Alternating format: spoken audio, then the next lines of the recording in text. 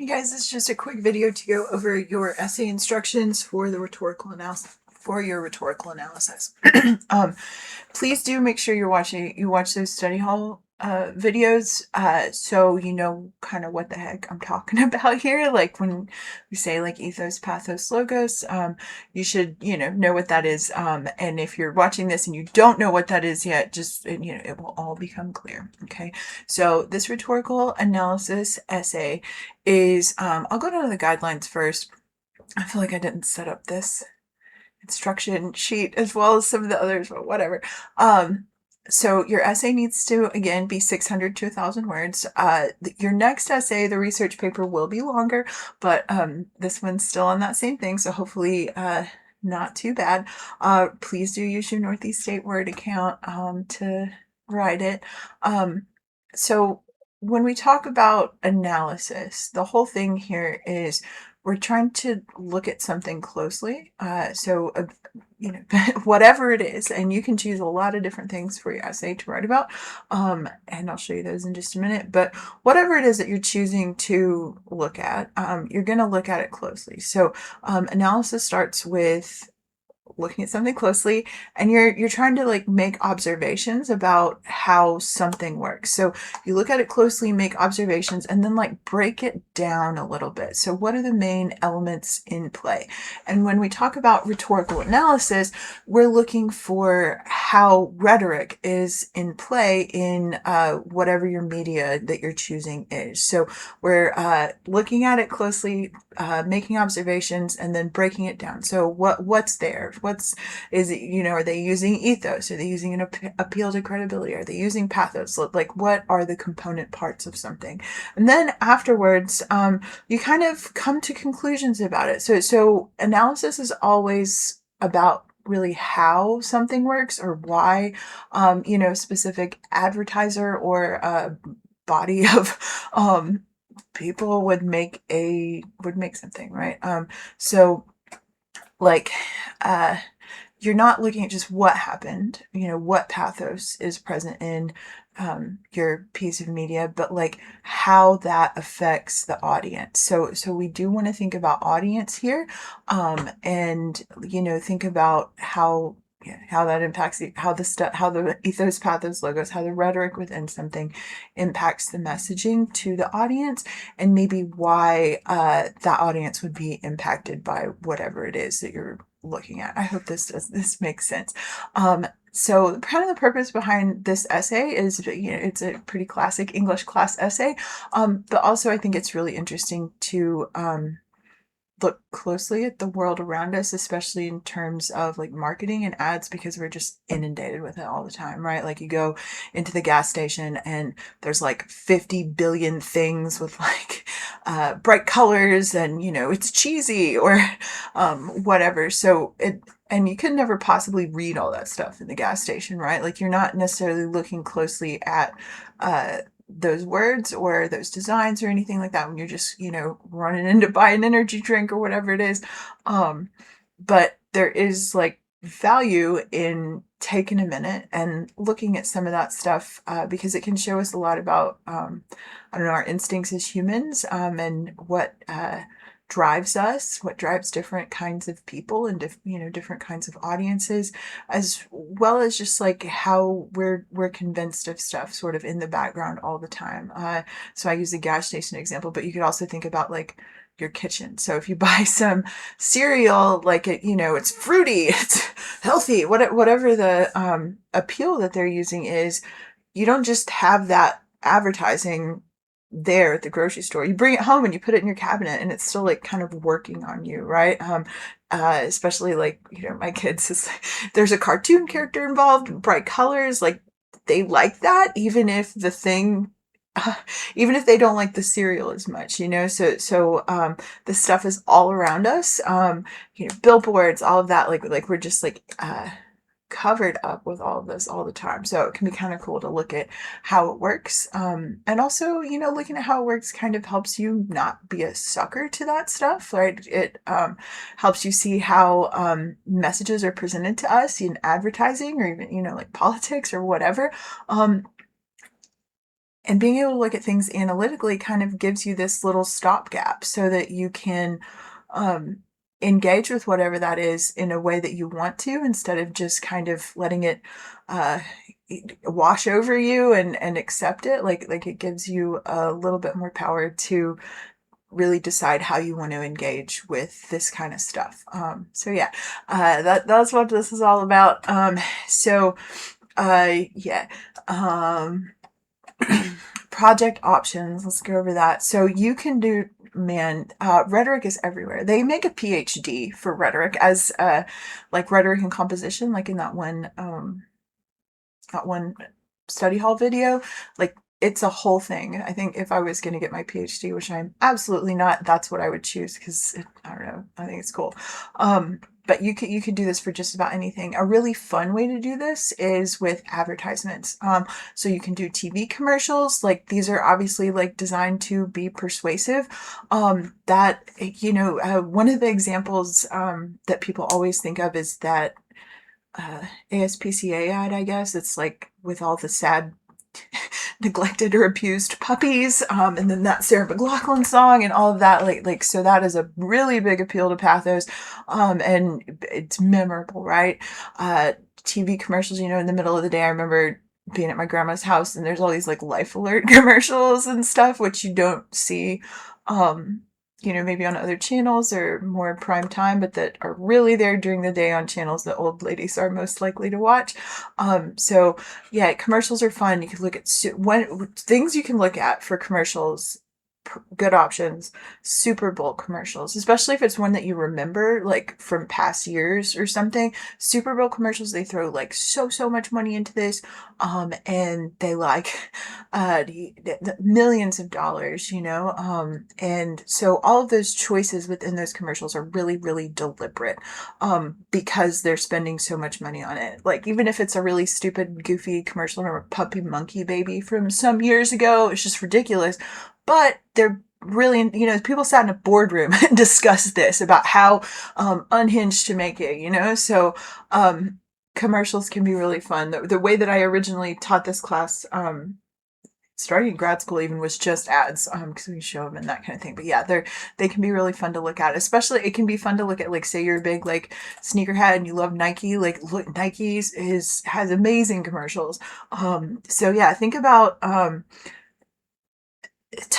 Super Bowl's good.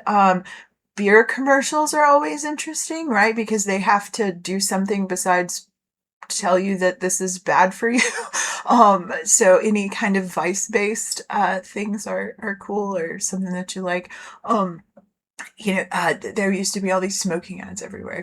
So this doesn't have to be from this time period necessarily. I've had people analyze like older commercials, and that can be totally fine as well. But if you're going to analyze an older commercial, you want to think about the context, like the time and the place, and how that would impact how rhetorical appeals are chosen. So one of the hard things with this essay, I think, is that you can pick in, like, there's just so much you can pick from. So even with just commercials and print ads, you can talk about so much. So if you're having problems figuring out what you want to write about, I can help steer you if you want to message me. So yeah, ads are a great choice. That's why I put it first. Political campaigns, that's obvious. Like there's a ton of rhetoric there. Political ads, speeches, debates even are a good one. The thing with these is that, like, especially if you choose a speech or debate, you're probably not going to be able to thoroughly analyze something that's like 20 minutes long, right? So maybe choose a clip that's like 5 minutes or under that you think really represents the point that you're trying to make about that thing. Okay. You could do something you agree with, or you could do something that you don't agree with, right? Whatever side of the aisle you're sitting on, or if you're sitting up in the bleachers not knowing what's going on, you don't have to pick something that makes you angry. You don't have to pick something that really fires you up and makes you feel good, or inspired, that kind of thing. You could go a lot of different ways with this, but think about how closely you're going to have to engage with your media. So if it's something that you want to pull your hair out thinking about watching it 10 times, maybe that's not the best one to choose. News media, there's all sorts of different way, like the same exact story in the news could be represented very, very differently depending on which news media outlet you're getting. And they'll often have, or always have, some kind of little uh, tagline if it's on TV, or headline if it's on the news, or headline if it's whatever. Um, so yeah, that's like yeah, that can be really interesting. So news, social media is a big one as well. Social media advertising is really complex because of course it's based on algorithms. Usually the audience is a much smaller group than for something like a big Super Bowl ad that, like, millions of people are going to watch. Social media is a really interesting case for this. So influencer content, they're obviously very driven. Influencers are very driven to try to get viewers, sometimes through doing, inspirational or cool stuff or whatever, but also through like making a stink. So yeah, influencer content is great, especially if you spend a lot of time on social media or interested in it. Can be really cool. Viral campaigns, that kind of thing. I know Scrub Daddy has a very interesting Instagram account that's like kind of dirty. And Duolingo had this big thing a while ago. I had a student last year write a really interesting analysis of Duolingo. So yeah, it can be really cool. PSAs, this one is just there in case you want to do that. You remember ones? I feel like PSAs are less common now. They used to come on all the time on TV, like when I was a little kid, like you'd watch an episode of Full House and then at the end they're like, by the way, everybody sits down and they're like, by the way, kids, don't do drugs. PSAs, it can be really interesting, especially if they're using, like if it is at the end of a TV show and they're using famous people that you like, that kind of thing. Speeches, I don't know why this is bold, whatever. These can be really cool. There's also, all sorts of speeches, especially if you're kind of a history nerd. There's tons of stuff going on that you could look at. Whatever. Propaganda is everywhere. It's everywhere now. It's everywhere then. Um, it's a great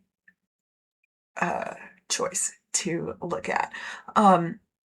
Also, please consider your audience and purpose. So think about who's the target audience and what are they trying to achieve, that kind of thing, and something that interests you, and that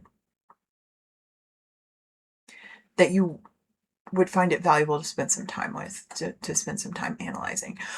So down here, you do not have to include, so I've got you this like brainstorming stuff. I feel like this essay can be kind of confusing to read. Like, it's like, oh God, where do this one can be a little more clunky to get started with. So I put some steps here that you could use for pre-writing. You do not have to do all of this like it's a worksheet. You do not have to include all of these points in your essay, but this is just like some steps that, if you're having a hard time getting started, could potentially help you do that. Okay. Just describing the ad, what's the tone, that kind of thing. The point of this is to help you do that break it down stage of analysis in a kind of structured way, because it can be difficult to not analyze and instead end up summarizing. Okay. So these are just brainstorming questions. This should be like more formal, instead of, like your hands essay is all just about you kind of. So this needs to be not a reflection, like not just your personal like thoughts about it, but really analytical, focusing on how the rhetoric within the text or the media works. Okay. And formal here, I kind of think I want to take that out of this. It doesn't need to be formal, like super, it doesn't need to sound like AI. All right. It does need to, you can use your own voice. You can say things that you want to say things. For example, if you think something is unhinged, you can just say that it's unhinged. You don't have to come up with a fancy word with that. But it should not be a reflection or like all about like your feelings. if you find yourself going in that direction, that is a good time to maybe think about yourself as the audience, right?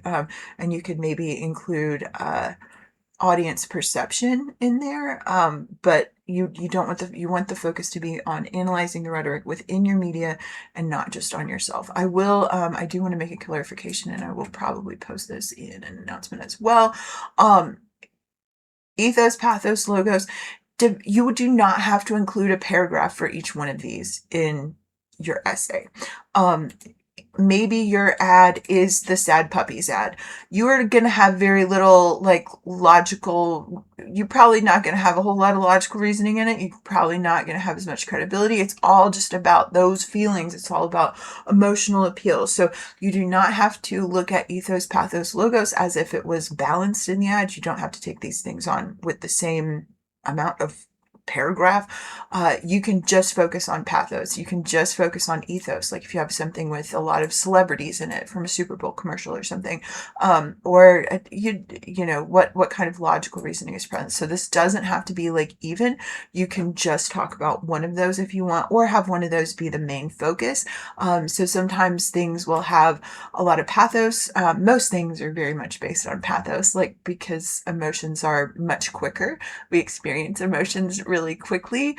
You know, if they can make you sad or hungry or horny or whatever it is, or angry, like that is very a quick way to convince people, whereas logic takes a little bit longer, right? You gotta like set up your argument, do all that stuff that you did in your open letter. So these do not have to be balanced. I actually encourage you not to make them balanced, because what you'll find in your media is that these are not all balanced together. They're just things to consider. So you might talk about emotional appeal, and you might talk about maybe how including certain celebrities appeals to ethos, but then it also is making emotional appeal. So these things work together. It's not just like separate things.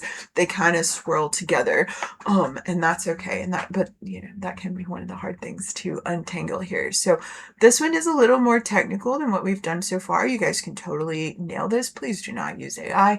I don't want to have those conversations with you.